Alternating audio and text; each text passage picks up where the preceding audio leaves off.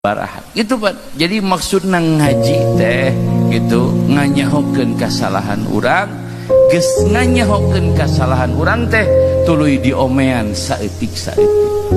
Jadi ilmu teh lain jadi dzariatan gitu, lain jadi tameng. Ilmu teh lain keur ngabela kasalahan urang, tapi ilmu teh keur ngarobah diri urang. Jadi tong dipake benteng keur ngabela kasalahan urang. Jadi orang mah geus mah edan teeling di dalilan gitu Pak. Eta goblokna urang sararean.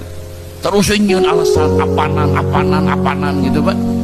Geus urang teh loba dosa, urang teh loba doraka, urang teh loba salah. Ta ayeuna omean. Anu rumasa dirina kopet sok diajar barahan. Anu kedul salat diajar salat. Anu rajin salat fardu diajar namahan ngalawan hawa nafsu. Naik diajar namahan jadi salat sunnah gitu.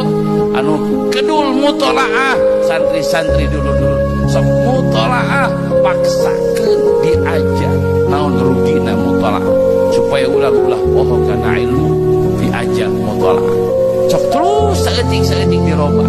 Nu tadina gede amek lalaunan ditahan ka amekna, nu tadina biasa ngomongkeun batur tinggal. Jadi hiji masalahna cek Imam Ghazali nah jelema beredan